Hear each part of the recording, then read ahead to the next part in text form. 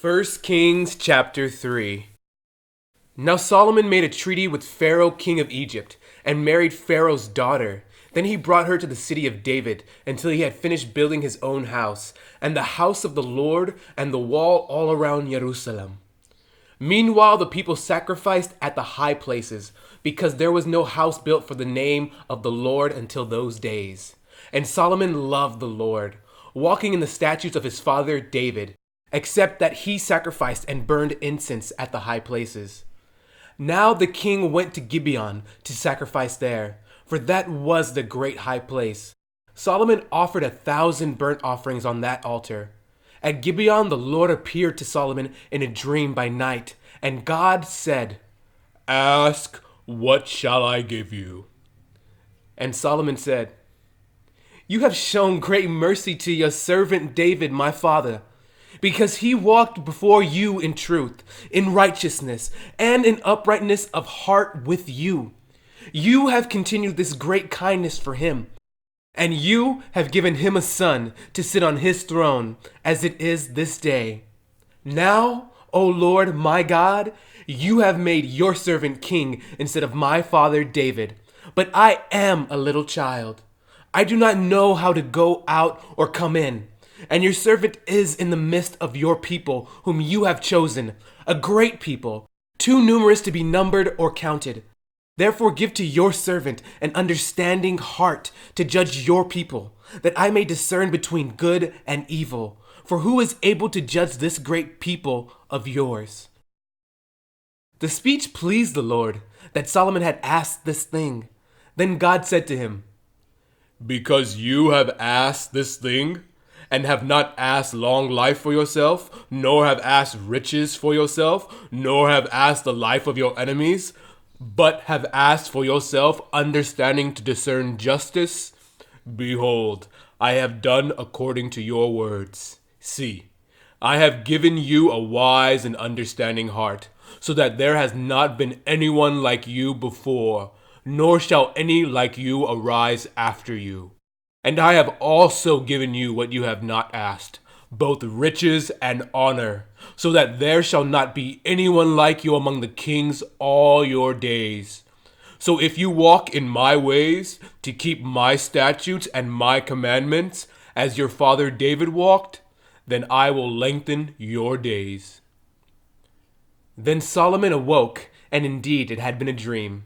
And he came to Jerusalem, and stood before the ark of the covenant of the Lord, offered up burnt offerings, offered peace offerings, and made a feast for all his servants.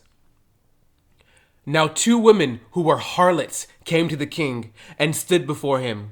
And one woman said, "O my lord, this woman and I dwell in the same house, and I gave birth while she was in the house.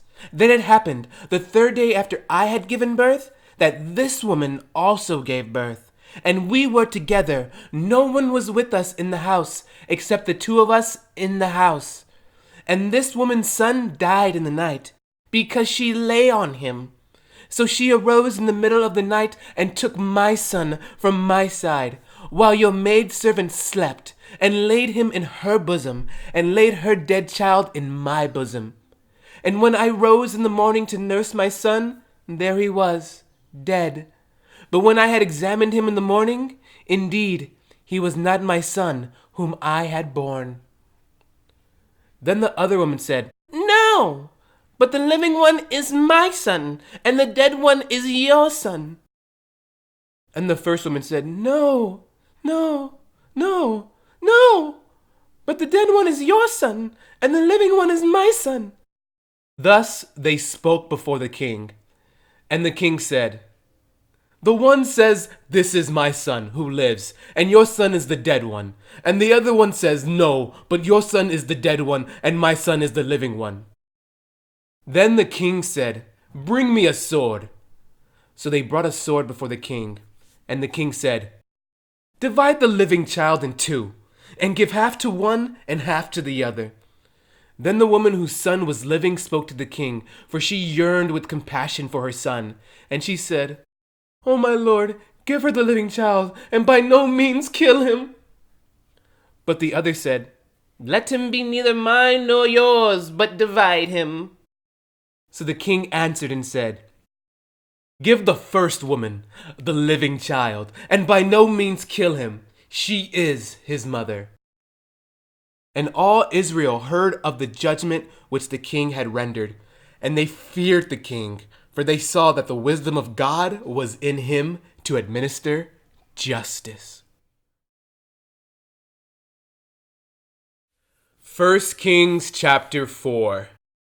So King Solomon was king over all Israel, and these were his officials: Azariah, the son of Zadok, the priest; Elihoreph, and Ahiah, the sons of Shisha, scribes; Jehoshaphat, the son of Ahilud, the recorder; Benaiah, the son of Jehoiada, over the army; Zadok and Abiathar, the priest; Azariah, the son of Nathan, over the officers; Zabud, the son of Nathan, a priest and the king's friend; Ahishar, over the household; and Adoniram, the son of Abda, over the labor force.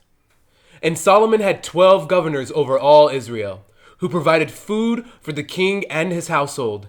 Each one made provision for 1 month of the year. These are their names: Ben-Hur, in the mountains of Ephraim; Ben-Decker, in Makaz; Shalbim, Beth-Shemesh, and Elon-Beth-Hanan; Ben-Hesed, in Arubath.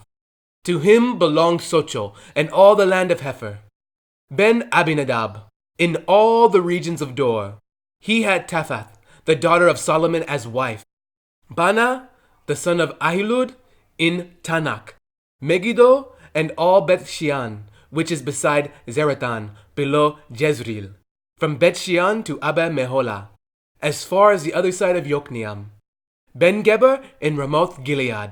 To him belonged the towns of Yair, the son of Manasseh, in Gilead. To him also belonged the region of Argob in Bashan, 60 large cities, with walls and bronze gate bars; Ahinadab, the son of Iddo, in Mahanaim; Ahimaaz, in Naphtali. He also took Basemath, the daughter of Solomon, as wife; Bana, the son of Hushai, in Asher and Aloth; Jehoshaphat, the son of Paruah, in Issachar; Shimei, the son of Elah, in Benjamin; Geber, the son of Uri, in the land of Gilead, in the country of Sihon, king of the Amorites, and of Og, king of Bashan. He was the only governor who was in the land. Judah and Israel were as numerous as the sand by the sea in multitude, eating and drinking and rejoicing. So Solomon reigned over all kingdoms from the river to the land of the Philistines, as far as the border of Egypt. They brought tribute and served Solomon all the days of his life. Now Solomon's provision for 1 day was 30 cors of fine flour, 60 cors of meal, 10 fatted oxen, 20 oxen from the pastures, and 100 sheep, besides deer, gazelles, roebucks, and fatted fowl. For he had dominion over all the region on this side of the river, from Tifsah even to Gaza, namely over all the kings on this side of the river. And he had peace on every side all around him. And Judah and Israel dwelt safely, each man under his vine and his fig tree, from Dan as far as Beersheba, all the days of Solomon. Solomon had 40,000 stalls of horses for his chariots and 12,000 horsemen. And these governors, each man in his month, provided food for King Solomon and for all who came to King Solomon's table.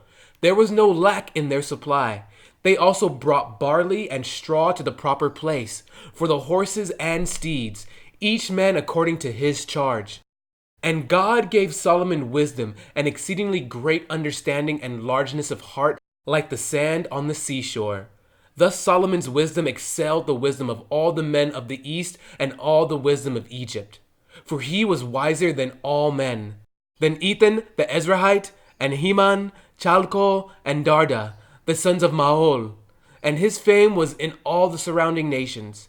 He spoke 3,000 proverbs, and his songs were 1,005.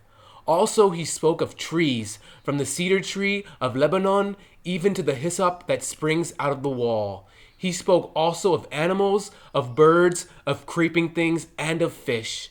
And men of all nations, from all the kings of the earth who had heard of his wisdom, came to hear the wisdom of Solomon.